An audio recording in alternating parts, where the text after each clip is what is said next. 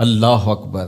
ان پڑھ اور غریب ماں کی یاد میں انہوں نے بڑی خوبصورت باتیں لکھی۔ کہا عالی نسب ہوٹلوں میں کھانا کھانے میں وہ سرور کہاں جو چولہے پر بیٹھ کے ماں کے ہاتھوں سے پکی ہوئی چپاتیاں کھانے میں ملتا ہے۔ عالی جناب، حضرت صاحب، قبلہ عالم، کیا کیا لفظ بولے جاتے ہیں اسٹیجوں کے اوپر، لیکن ان لفظوں کا وہ نشہ نہیں ملتا جو ماں کی زبان سے اوئے ببلو اور اوئے مٹھو میں رکھا ہوا ہے۔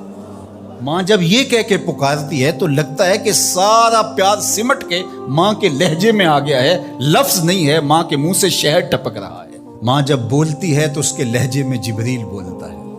ماں جب مسکراتی ہے تو لگتا ہے جنت کی ساری کلیاں کھل اٹھی ہیں۔ ماں جب پیار سے دیکھ رہی ہوتی ہے تو لگتا ہے عرش سے رحمتیں اتر رہی۔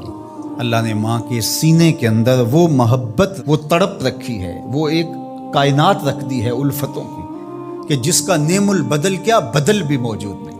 وہ پیار رکھ دیا، وہ درد رکھ دیا، وہ درک رکھ دیا، وہ الفت رکھ دی ماں کے سینے کے اندر۔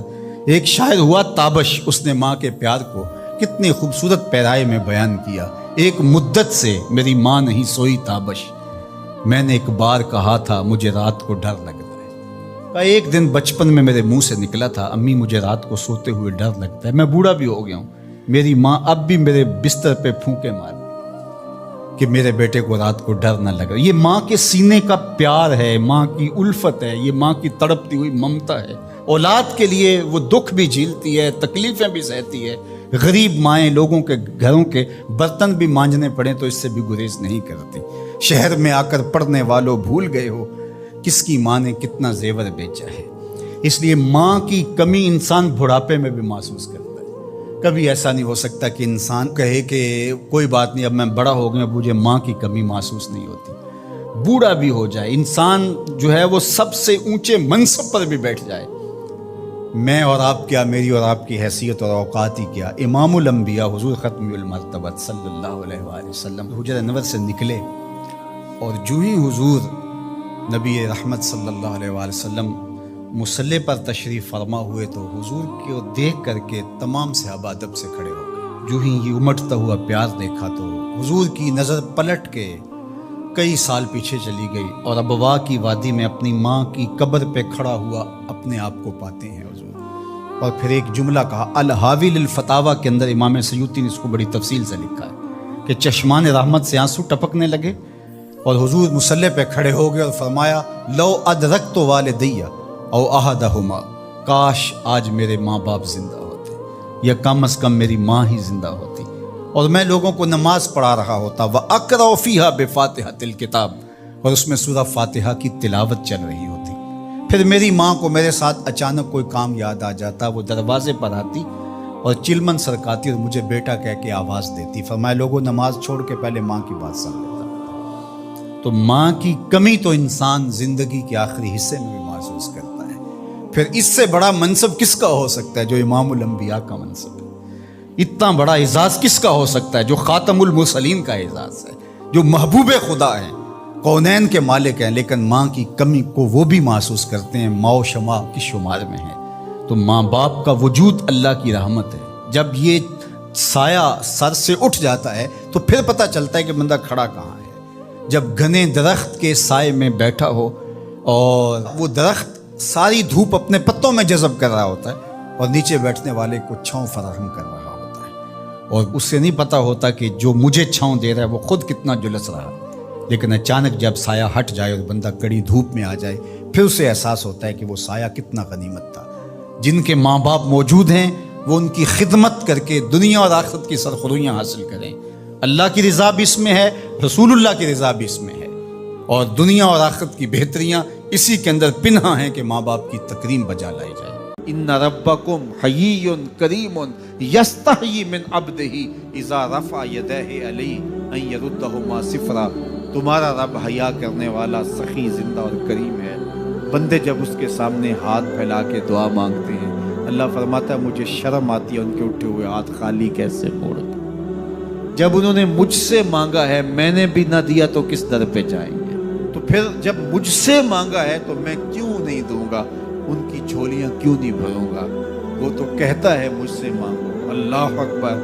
دنیا داروں سے مانگے تو ناراض ہوتے ہیں، اللہ سے نہ مانگے تو ناراض ہوتا ہے۔ وہ کہتا ہے سوالی بن کے میری چوکھٹ پہ، اور مجھے اچھا لگتا ہے کہ تم مجھ سے مانگو اور تم جھولیاں پھیلاؤ، اور نہ میں صرف تمہاری ضرورت کو پورا کروں گا بلکہ اپنی جناب سے تمہیں مزید رحمتوں سے بھی نوازوں گا، تمہارے اٹھے ہوئے ہاتھوں کی میں لاج رکھوں گا، تم طلب تو کر کے دیکھو، لازمی نہیں ہے کہ تمہیں مانگنے کا بڑا سلیقہ آتا ہو میں پھر دوں گا، شکستہ اور ٹوٹے پھوٹے لفظوں سے مانگو پھر بھی جھولی بھر دوں گا۔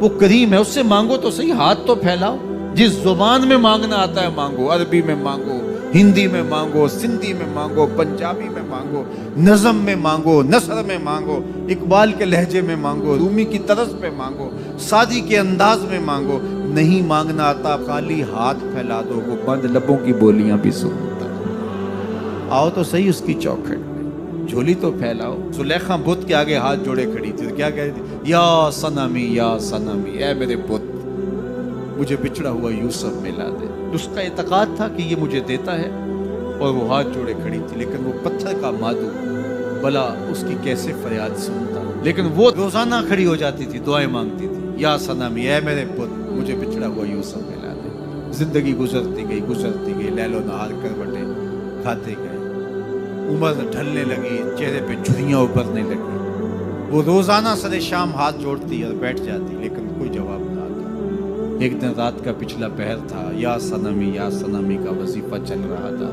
نیند کا جھٹکا آیا، زباں بل کھا گیا، کہا یا سمادی یا سمادی، آواز آئی جبریل جا یوسف کے گھوڑے کا رخ موڑ دے، بچھڑی ہوئی کو یوسف ملا دے، مالک اس نے تجھے تو نہیں پکارا، یہ تو بت کو پکار رہی ہے۔ وہ تو زباں بل کھا گئی اور یا صنمی کے بجائے یا سمادی کے لفظ آگے، کہا جانتا ہوں، لیکن اتنا عرصہ ہوا بت کو پکارتے ہوئے اس نے کوئی جواب نہیں دیا، آج اس کے لبوں پہ میرا نام تو آیا ہے، جیسے بھی آیا ہے، اگر میں نے بھی نہ دیا میرے اور بت میں فرق کیا ہوا، جا بچھڑی کو یوسف ملا دے، کوئی مانگے تو صحیح، کوئی ہاتھ تو پھیلائے، ہم تو مائل بکرم ہیں کوئی سائل ہی نہیں، ہم تو مائل بکرم ہیں کوئی سائل ہی نہیں، راہ دکھلائیں کسے راہ رب منزل ہی نہیں، جلوائے طور تو موجود ہے کوئی موسیٰ ہی نہیں، کوئی ہاتھ تو پھیلائے، کوئی جھولی تو پھیلائے، کوئی مانگے تو صحیح۔ دنیا والوں سے مانگے تو ناراض ہوتے ہیں، اللہ سے نہ مانگے تو ناراض ہوتے ہیں۔ دنیا والوں سے مانگنا ہو تو وقت دیکھنا پڑتا ہے، اب تو صاحب سو رہے ہوں گے، اب تو ناشتے کا وقت ہے، اب تو دفتر کی مصروفیت کا وقت ہے، فراغت کے لمحے ہوں گے تو بات کریں گے، تو کسی دنیا دار سے بات کرنا ہوتا ہے تو وقت دیکھنا پڑتا ہے، لیکن رب سے جب مرضی بات کرو در رحمت کھلا ہوا پاؤ گے، لا تاخذہ سنۃ ولا نوم، نیند کیا اسے اونگ بھی نہیں آتی، جب بھی مانگو گے دستے کرم کشادہ پاؤ گے۔ جب بندے اس کے سامنے ہاتھ پھیلا کے مانگتے ہیں، اللہ فرماتا ہے مجھے شرم آتی ہے ان کے اٹھے ہوئے ہاتھ خالی کیسے ہو۔ تو ہم بھی اللہ کے حضور دعائیں کرتے ہیں، اگر کسی کو وہاں جانا نصیب ہو تو وہ تو قبولیت کے بہترین لمحے ہیں، اور اگر نصیب نہیں بھی ہوتا تو 9 ذی الحج کو ہم یہی کھڑے ہو کے کہتے ہیں مالک وہاں تو آ نہیں سکے، یہاں تو کھڑے ہیں، میرے مالک تو کرم فرما دے اور ہمارے صغائر کبائر سارے معاف فرما دے۔ تو 9 ذی الحج کا روزہ بھی رکھا جائے اور اللہ کے حضور دعائیں بھی مانگی جائیں، آپ جہاں بھی ہوں گے قبولیت ہوگی، اور اللہ قبولیت کو مزید 4 چاند لگانے کے لیے کسی دن اپنی چوکھٹ پہ بلا بھی لے گا۔ وہ کیا کسی نے کہا تھا کہ کام آخر جذبہ بے اختیار آ ہی گیا، کام آخر جذبہ بے اختیار آ ہی گیا، دل کچھ ہی صورت سے تڑپا ان کو پیار آ ہی گیا۔ تو ایک دن اللہ ہمیں اس سعادت کے لیے اپنی چوکھٹ پہ بھی بلائے گا۔ اللہ آپ سب کو بار بار حج بیت اللہ کی سعادت نصیب فرمائے۔ تو حضرت ابو درداء اور حضرت سلمان فارسی کے درمیان حضور نے مواخات قائم کی، تو جن کے ساتھ بھائی چارہ تھا وہ پھر حال پوچھنے جاتے تھے کہ میرے بھائی کو پریشانی تو نہیں ہے۔ تو حضرت سلمان فارسی گئے حضرت ابو درداء کے گھر، تو دیکھا کہ حضرت ابو درداء کی بیوی وہ عام سے کپڑوں میں تھی، تو انہوں نے کہا کہ میری بہن یہ کیا ماجرا، میلے کچیلے واجبی سے کپڑے، تو کہا کہ تمہارے بھائی کو دنیا کے ساتھ کوئی رغبت نہیں ہے، عورت آراستہ ہو۔ حضور نے فرمایا کہ عورت کی خوبیاں بیان کی کہ بہترین عورت وہ ہے جب اس کا شوہر دیکھے اس کو تو اسے خوش کر دے، اس کا لباس اور طرز زندگی ایسا ہو کہ مرد کے لیے مسرت، خوشی اور سرشاری کا ذریعہ ہو، تاکہ اس کی نظر یکسو رہے اور اس کے خیالات پراگندہ نہ ہوں، اس کی سوچوں میں آوارگی نہ آنے پائے۔ تو کہا کہ تمہارے بھائی کو رغبت ہی نہیں ہے دنیا کے ساتھ، اس لیے مجھے اس کی کوئی ضرورت نہیں ہوتی۔ خیر حضرت ابو درداء آئے تو کھانا لائے، تو حضرت سلمان فارسی نے کہا کہ آپ بھی کھائیے۔ کہا میں روزے سے ہوں۔ کہا کہ میں تو نہیں کھاؤں گا جب تک آپ نہیں کھائیں گے، تو نفلی روزہ مہمان کے لیے توڑا جا سکتا ہے۔ تو انہوں نے روزہ افطار کر لیا، ساتھ بیٹھ کے کھانا کھایا، رات پڑی، سونے لگے۔ تو حضرت ابو درداء مصلی بچھا لیا۔ حضرت سلمان فارسی نے کہا کہ جناب آپ کو میرے ساتھ سونا پڑے گا۔ اللہ اکبر! یار وہ صوفی حضور کی تربیت کے پالے ہوئے تھے۔ آج تو پھر فتویٰ متوجہ ہو جاتا کہ اس نے مجھے نماز سے روکا ہے، یہ دارا اسلام سے خارج ہے۔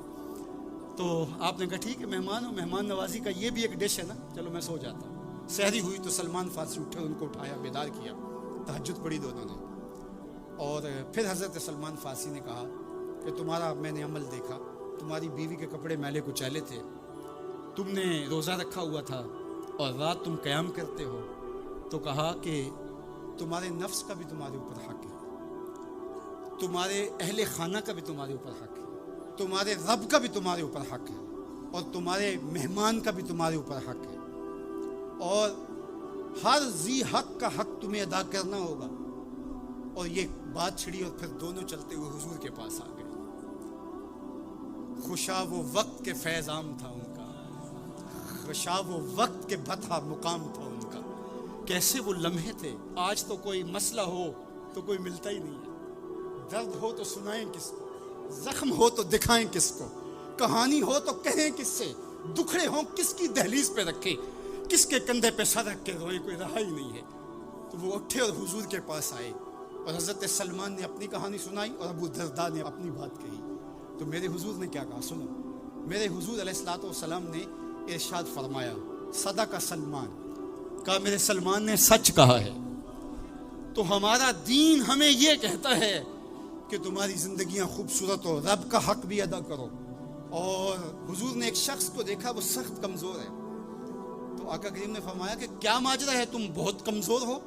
اس نے کہا کہ بہت ساری مصیبتیں ہیں جو میرا رخ کر رہی ہیں۔ تو میرے حضور نے کہا کہ تو نے اللہ سے کوئی دعا تو نہیں مانگی تھی؟ اللہ اکبر! یہ دل و قلب و نگاہ کے مرشد اولین ہیں۔ حضور تو سینوں کے چھپے راز بھی جانتے۔ کہا کہ تو نے کوئی دعا تو نہیں کی تھی رب سے؟ کہا جی حضور میں نے اللہ سے دعا کی تھی۔ کیا دعا مانگی؟ کہا میں نے اللہ سے کہا مالک جو بھی تکلیفیں ہیں، مصیبتیں ہیں، وہ آخرت کے حصے کی بھی دنیا پہ بھیج دے تاکہ یہیں فارغ ہو کے جاؤں، آخرت میری صاف ہو جائے۔ تو بڑے دکھڑے ہیں، بڑے غم ہیں، بڑی اذیتیں ہیں، بڑی بیماریاں ہیں جس نے مجھے کمزور کر دیا۔ تو بظاہر بڑی اچھی بھلی بات تھی کہ سارے دکھڑے دنیا پہ لے لی، آخرت صاف کر لی۔ لیکن میرے حضور نے کیا ارشاد فرمایا؟ فرمایا تم نے یہ کیوں کہا کہ آخرت کے دکھ بھی دنیا پہ مل جائیں؟ تم نے یہ کیوں نہیں کہا ربنا آتنا فی الدنیا حسنۃ وفی الآخرۃ حسنہ، اللہ دنیا میں بہتریاں دے دے، آخرت میں بھی بہتریاں دے۔ وَكَذَلِكَ جَعَلْنَاكُمْ أُمَّةً وَسَطًا، جب تک ترازو پورا نہیں رکھو گے، جب تک دونوں پلڑے برابر نہیں ہوں گے، تم آگے کبھی نہیں بڑھ سکو گے۔ یار میں تو سفر پہ نکلتا ہوں تو میرا ساربان گاڑی روک کے کہتا ہے میں نے ہوا چیک کروانی ہے، کسی ٹائر میں ہوا کم نہ ہو۔ مجھے تو لگتا نہیں، وہ کہتا مجھے پتا ہے گاڑی ڈول رہی ہے۔ یار ایک ٹائر میں ہوا کم ہو تو سفر نہیں ہو سکتا، تو کہیں ٹائر پھولا ہو اور کہیں چپکا ہوا ہو تو تم سمجھتے ہو مدینے پہنچ جائیں گے، مدینے نہیں پہنچ سکتے، تم تو کہیں نہیں پہنچ سکتے۔ وَكَذَلِكَ جَعَلْنَاكُمْ أُمَّةً وَسَطًا، دونوں ترازو کے پلڑے برابر رکھو، دونوں ٹائروں کے اندر ہوا پوری رکھو، پھر تمہاری گاڑی فراٹے بھرتے ہوئے مکے بھی پہنچے گی، مدینے بھی پہنچے گی۔ اس لیے کہا کہ تم نے امت وسط بننا ہے، اپنے دامن کو کبھی بھی دائیں بائیں جھکنے نہیں دینا۔